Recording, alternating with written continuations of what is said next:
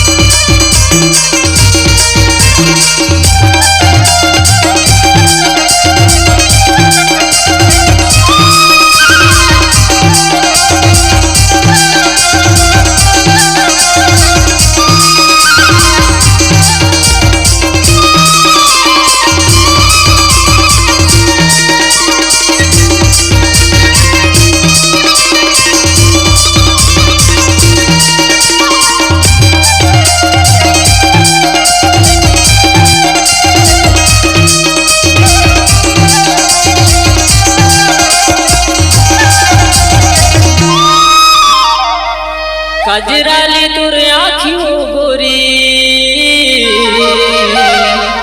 अरे हिरने सही तुर जा कोयली सही तुर में खुजली मिला हर करे जला कोयली सही मिठ बोली मिला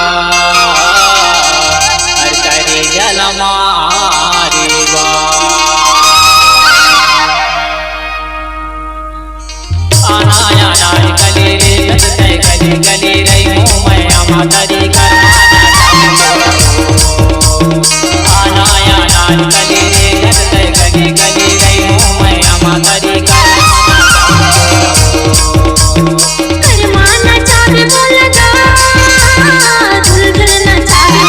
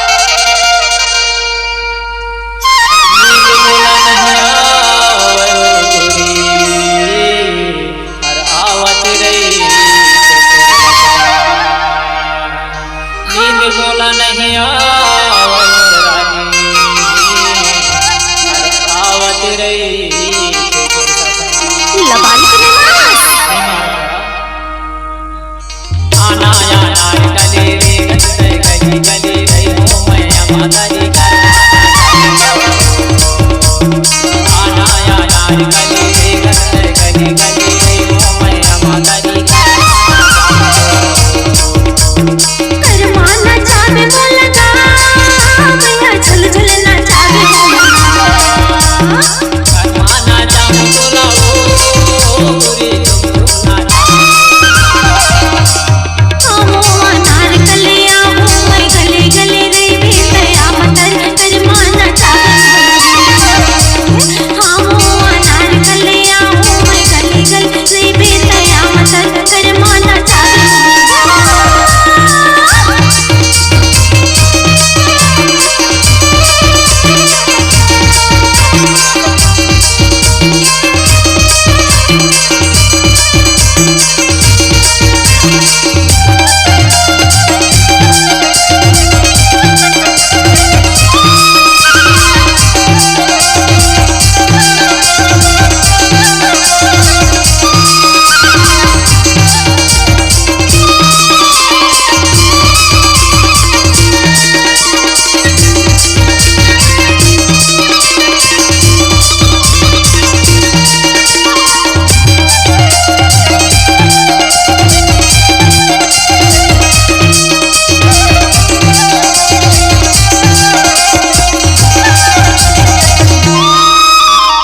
गोरी बदन तुर चेहरा वो गोरी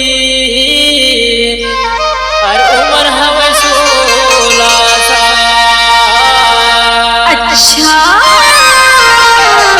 धोखा धन दे मुर्गा नहीं देवा जी हो जाही मोर बिहार दागा धोखा धन दे मोर रानी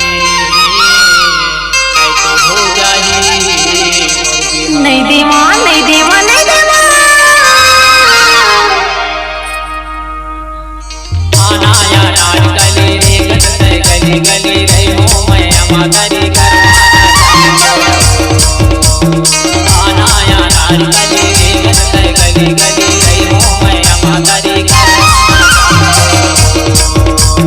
कर्मा नचावे बोलगा या कर्मा नचावे बोलगा कर्मा नाचा बोला ओ गोरी झुम झुम नाचा